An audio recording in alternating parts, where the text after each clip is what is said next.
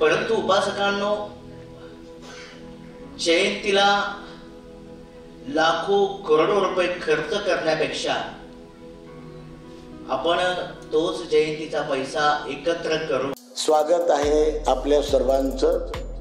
हे Buddha teaching channel आहे। यावर बुद्ध आणि त्यांच्या संपूर्ण शिकवणीवर आणि शिक्षेवरती धम्मचर्चा होते। आपण सर्वजण बुद्धा टीचिंग चॅनलचा लाभ घ्यावा।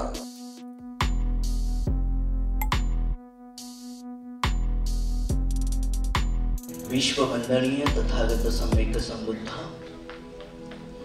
प्रथमतः बुद्ध धम्म आणि संघ या तीन रत्नास अभिवादन। त्याचप्रमाणे ज्या महानायकाच्या अथांग त्यागानं, बलिदानानं, परिश्रमानं आधुनिक भारत उभा आहे, असे परमपूज्य परमपिता बोधिसत्व डॉक्टर बाबासाहेब आंबेडकर याही महानायकांना या ठिकाणी अभिवादन करून आज पुणे या ठिकाणी पहिली अखिल भारतीय बौद्ध धम्म परिषद या ठिकाणी संपन्न होत आहे। या परिषदेचे आयोजक भंती उपाली बोधी तक्षशिला बुद्धविहार नागपूरचा येरोडा पुणे या धम्म परिषदेला उपस्थित असलेले धम्म परिषदेचे अध्यक्ष पूज्य भदंत डॉक्टर खेम धम्म महाथेरो मुळावा, त्याचप्रमाणे धम्म परिषदेचे उद्घाटक पूज्य भदंत डॉक्टर इंदवंश महाथेरो कुशीनगर, त्याचप्रमाणे प्रमुख उपस्थिती पूज्य भदंत नागघोष महाथेरो केशवनगर मंडवा, त्याचप्रमाणे प्रमुख उपस्थिती पूज्य भदंत डॉक्टर हर्षबोधी महाथेरो औरंगाबाद संभाजीनगर, आणि ज्यांना आपण सातत्याने ऐकत असतो असे पूजनीय भदंत करुणानंद थेरो संभाजीनगर, उपस्थित पावन पूजनीय भिक्खू संघाला या ठिकाणी तिरवार असं वंदन करतो। उपासक उपासिकांनो, आज आताच आपल्याला या ठिकाणी पूजनीय भदंत डॉक्टर इंदवंश महाथेरो यांनी दानाचं महत्व आपल्याला समजून सांगितलेलं आहे। आपण खूप पुण्यवान लोक आहोत की आपण या बुद्ध शासन असताना आपला जन्म झालेला आहे, कारण की जगाच्या पाठीवरती एवढे देश आहे, परंतु बुद्ध ह्या जम्बूद्वीपामध्ये आणि या भारत देशामध्येच जन्माला येत असतात। अशा या पावन पुनीत पुण्यवान भूमीमध्ये आपला जन्म झालेला आहे। तथागत सम्यक संबुद्धाचा महान कल्याणमय मंगलमय जो सधम्म आहे, तो सधम्म बोधिसत्व डॉक्टर बाबासाहेब आंबेडकरांनी आपल्याला दिला। बाबासाहेब आंबेडकरांचा जीवन प्रवास आपणा सगळ्यांना ठाऊक आहे।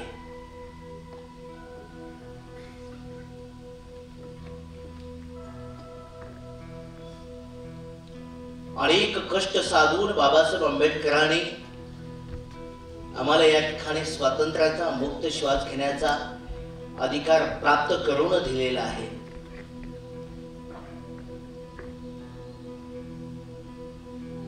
आता 14 एप्रिल पण येत आहे। 2 महिने आधीपासूनच 14 एप्रिलच्या मीटिंगा तयारी चालू झालेली आहे। जयंती अशी केली पाहिजे, जयंतीचं स्वरूप असं असलं पाहिजे, जे मोठ्या किमतीचं असला पाहिजे। वेगवेगळ्या पद्धतीने जे आपल्या चित्तामध्ये उत्पन्न होतं त्या पद्धतीने आपण प्रगट करत असतो आणि त्याला वास्तविकतेमध्ये आणण्याचा आपल्या सगळ्यांचा प्रयत्न असतो। परंतु उपासकांनो, जयंतीला लाखो करोडो रुपये खर्च करण्यापेक्षा आपण तोच जयंतीचा पैसा एकत्र करून वाचवला आणि जर विद्यालय, हॉस्पिटल असे जर निर्माण केले तर मला असं वाटतं की बाबासाहेबांना अपेक्षित असं आपल्याकडनं काम घडेल. बाबासाहेबांना काय अपेक्षित होतं, त्यांचा अभिप्राय काय होता यावरती आम्ही कमी काम करतो आणि बाबासाहेबांना डोक्यात घेण्यापेक्षा डोक्यावरती घेण्यासाठीच आमचे जास्त प्रयत्न असतात. जर बाबासाहेबांना आम्ही डोक्यामध्ये घेतलं आणि बाबासाहेब आंबेडकरांनी दाखवलेल्या दिशेप्रमाणे आम्ही आमचं जीवन व्यतीत केलं तर निश्चितच आमच्या जीवनातील गणित प्रश्न नष्ट होतील. बाबासाहेब आंबेडकरांचं 1954 भाषण मला आठवलं. 25 डिसेंबर 1954 डॉक्टर बाबासाहेब आंबेडकरांनी या पुण्यामध्येच देवरोड या ठिकाणी भाषण केलं होतं. बाबासाहेब आंबेडकर असं म्हटले होते त्या ठिकाणी उपस्थित असलेल्या समाज बांधवांना की मी तुमच्यासाठी असा देव आणलेला आहे, जर तुम्ही त्या देवाच्या तत्वाला धारण केलं तर या देशातील हजारो वर्षाची विषमतावादी व्यवस्था भस्म होईल. आणि बाबासाहेब आंबेडकरांनी उपस्थित असलेल्या समाज बांधवांना तथागत सम्यक संबुद्धाच्या धम्माची ओळख करून दिली. उपासकांनो, आज आपण सगळे धम्म परिषदेला या ठिकाणी उपस्थित झालोय, पण खऱ्या अर्थानं आम्ही लोक बाबासाहेब आंबेडकरांनी दाखवलेल्या दिशेने जात आहोत का, हाही प्रश्न आम्ही स्वतःला सातत्याने विचारला पाहिजे. खरोखर आम्ही बुद्ध, धम्म आणि संघाला अनुसरून आमचं जीवन जगतोय का? आमच्या काया, वाणी आणि चित्ताची शुद्धी करून आमच्या चित्ताला परिशुद्ध करण्यासाठी आम्ही सातत्याने काम करत आहोत का? कारण की जे काही आज आम्हाला मिळालंय, आज बघा या AC हॉलमध्ये बसून आम्ही तथागत सम्यक संबुद्धाच्या धम्माला या ठिकाणी ऐकत आहोत. ही देण बाबासाहेब आंबेडकरांची आहे. बाबासाहेब आंबेडकर नसते तर या देशामध्ये आम्हाला काहीच करता आलं नसतं. अनेक लोक बाबासाहेब आंबेडकरांची मांडणी करत असताना अगदी छोट्याशा रूपामध्येच बाबासाहेबांची मांडणी केली जाते, परंतु बाबासाहेब आंबेडकरांचं जे काम होतं ते किती व्यापक होतं हे सांगण्यामध्ये आम्ही खूप कमी पडत असतो. एक छोटस उदाहरण मला बाबासाहेब आंबेडकरांच्या जीवनाबद्दलचं या ठिकाणी द्यायचं आहे. 23 सप्टेंबर 1917 ज्यावेळेस बडोद्याचे महाराज सयाजीराव गायकवाड यांनी बाबासाहेब आंबेडकरांना स्कॉलरशिप देऊ केली. आपण एक शब्द सातत्याने ऐकत असतो की बाबासाहेब आंबेडकर असं म्हटले होते की जर मी माझ्या समाजाचा उद्धार करू शकलो नाही तर मी माझ्या स्वतःच्या हाताने स्वतःला गोळी घालून घेईन. उपासकांनो, बाबासाहेब आंबेडकर असं नव्हते म्हटले, तर बाबासाहेब काय म्हटले होते ते आता आपण या ठिकाणी समजून घेऊया. एक बोधिसत्व व्यक्ती जगाचं कल्याण, फक्त मनुष्याचं कल्याण नव्हे तर या विश्वामध्ये, या देशामध्ये उत्पन्न होणाऱ्या सर्व सत्वांचं, जीवांचं, सजीवांचं, प्राण्यांचं कल्याण व्हावं अशी सर्व उत्कृष्ट घटना या देशाला अर्पण बाबासाहेबांनी केली. ते डॉक्टर बाबासाहेब आंबेडकर फक्त एका समाजाचा विचार कधीच करू शकत नाही. बाबासाहेब आंबेडकर महाराज सयाजीराव गायकवाड यांनी ज्यावेळेस बाबासाहेबांना स्कॉलरशिप देऊ केली, असं वचन घेतलं की तुमचं उच्च शिक्षण झाल्यानंतर ज्यावेळेस तुम्ही आपल्या देशामध्ये परत याल, आपल्या मायदेशी परत याल, तर तुम्हाला माझ्या संस्थानामध्ये नोकरी करावी लागेल. उपासकांनो, बाबासाहेब आंबेडकर उच्च शिक्षण घेऊन आपल्या देशात परतल्यानंतर बाबासाहेब आंबेडकरांच्या लक्षात होतं की मी महाराजांना वचन दिलेलं आहे आणि मला महाराजांच्या संस्थानामध्ये नोकरीसाठी जावं लागेल. बाबासाहेब आंबेडकर मुंबईहून बडोद्याला निघाले. मुंबईहून बडोद्याला पोहोचले बाबासाहेब आणि तात्काळ महाराज सयाजीराव गायकवाड हे इंग्लंडला गेलेले होते. बाबासाहेबांपुढे खूप मोठा प्रश्न होता की मी आता या बडोद्यामध्ये राहणार कुठे. मी कुठे राहणार? कारण की अस्पृश्यता, जातीयता, उच्च नीचता, वर्णभेद या सगळ्या गोष्टीनं पिसाळून गेलेला हा देश, माणसं, अशा अवस्थेमध्ये मी राहणार कुठे? अनेक ठिकाणी राहण्यासाठी बाबासाहेबांनी प्रयत्न केला, परंतु अस्पृश्य म्हणून बाबासाहेब आंबेडकरांचा सातत्याने अपमानच झाला. अक्षरशः बाबासाहेबांना पारशी धर्मीयांच्या संस्थानामध्ये स्वतःची जात आणि स्वतःचं नाव बदलून राहावं लागलं. उपासकांनो, ज्यावेळेस बाबासाहेब आंबेडकर ऑफिस मध्ये गेले तर बाबासाहेब आंबेडकरांना फायली फेकून देणं, त्यांचा पाण्याचा माठ वेगळं ठेवणं, जे डॉक्टर बाबासाहेब आंबेडकर अस्पृश्य समाजातूनच नव्हे तर या संपूर्ण देशामध्ये बाबासाहेब आंबेडकरांनी इतकं शिक्षण कुणाचं झालेलं नव्हतं. इतके higher qualified doctor Babasaheb Ambedkar, त्यांना फायली फेकून दिल्या जात होत्या, त्यांना पदोपदी अपमानित केल्या जात होतं, तरी पण निमूटपणे ते सहन केल्या जात होतं. उपासकांनो, एक दिवस तर हदच झाली. त्या पारशी धर्मीय लोकांना समजलं की डॉक्टर बाबासाहेब आंबेडकर हे अस्पृश्य आहेत, म्हणून त्या लोकांनी बाबासाहेब आंबेडकरांचं सर्व सामान रूमच्या बाहेर काढून फेकून दिलं. रूमच्या बाहेर काढून फेकून दिलं आणि बाबासाहेबांना मारण्यासाठी काठ्या काढल्या. बाबासाहेब आंबेडकर ऑफिसहून आपल्या निवासाच्या दिशेने आले आणि बाबासाहेबांनी बघितलं की लोक त्यांची वाट बघत आहे. बाबासाहेबांना जे नाही ते बोलणं केलं त्या लोकांनी. बाबासाहेब आंबेडकरांपुढे पर्याय नव्हता. तर कुठे जायचं? परत मुंबईला आपल्या घरी यायचं. हा एकमेव पर्याय डॉक्टर बाबासाहेब आंबेडकरांपुढे होता.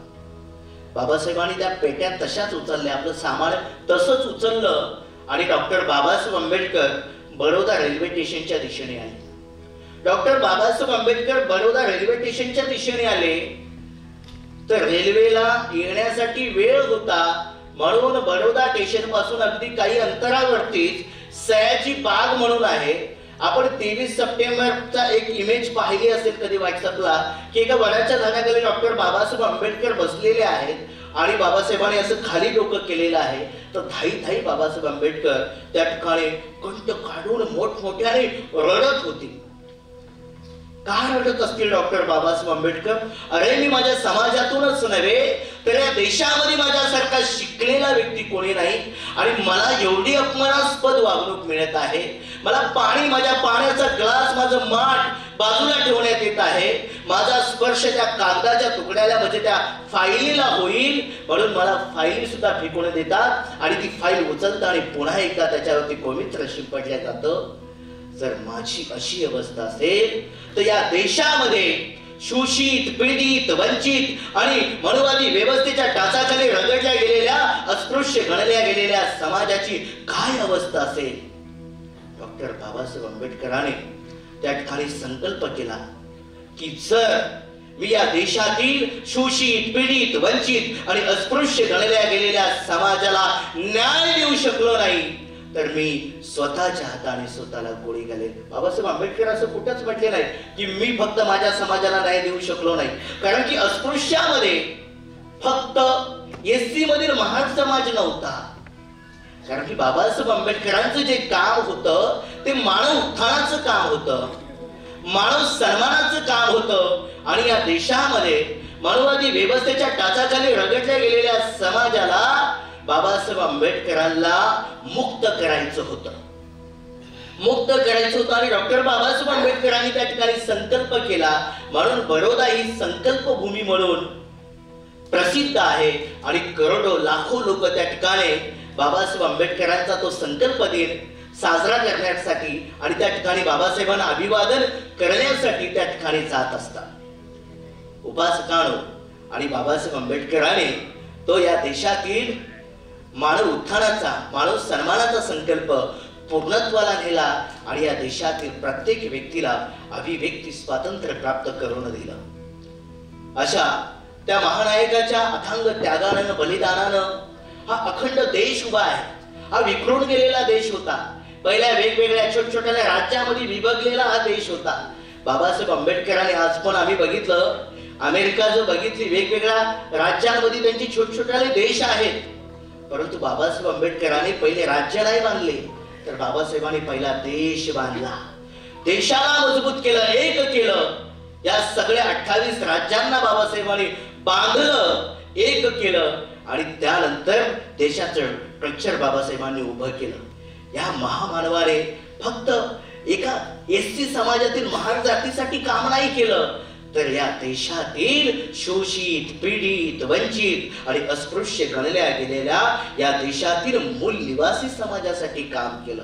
या देशामध्ये जो व्यक्ती माणूस असून त्याला माणसासारखी वागणूक मिळत नव्हती, अशा त्या माणसाला जागवण्याचं, पेटवण्याचं काम बाबासाहेब आंबेडकरांनी केलं. म्हणून उपासकांनो, बाबासाहेब आंबेडकरांचं खूप मोठं, खूप व्यापक काम होतं. असे आम्ही संविधान बघितलं, संविधानाचं वाचन केलं, तर 50% आरक्षण फक्त महिलांनाच आहे. महिलांची सुरक्षता कशी असावी, महिलांच्या केसालाही कोणी धक्का लावू शकत नाही, एवढं मोठं सुरक्षा कवच बाबासाहेब आंबेडकरांनी हिंदू कोड बिलच्या माध्यमातून निर्माण केलेलं आहे. इतकं महान, इतकं प्रगल्भ काम डॉक्टर बाबासाहेब आंबेडकरांनी केलेलं आहे. या ठिकाणी आजच्या या अखिल भारतीय धम्म परिषदच्या निमित्ताने या ठिकाणी उपस्थित असा पूजनीय भिक्खू संघ, या ठिकाणी खरं तर पूजनीय भिक्खू संघाचीच धम्मदेसना मला ऐकायची आहे. पूजनीय पूज्य भदंत करुणानंद थेरो यांनाच ऐकावं असं वाटतं आणि म्हणून मी या ठिकाणी, मला बोलायचंच नव्हतं, परंतु बंते उपाली यांनी मला सांगितलं की बंतीजी तुम्हाला बोलावंच लागेल. म्हटलं माझा जास्तीत जास्त वेळ बंतीजींना द्या, बंतीजींची धम्मदेसना आपल्याला ऐकायला मिळेल. या ठिकाणी माझ्या वाढत्या उपदेशाला या ठिकाणी स्थगित करून तुम्हा सगळ्यांप्रती खूप खूप मंगलकामना, मंगलभाव, आशीर्वाद व्यक्त करून या ठिकाणी पूजनीय भिक्खू संघाला पुन्हा एकदा अभिवादन आणि वंदन करून या ठिकाणी माझ्या वाढत्या उपदेशाला या ठिकाणी स्थगित करतो. नमो बुद्धाय, नमो धम्माय, नमो संघाय. साधु साधु साधु.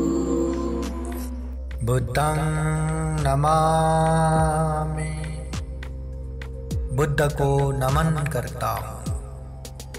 धम्मं नमामि, धम्म को नमन करता हूँ. संघं नमामि, संघ को नमन करता हूँ.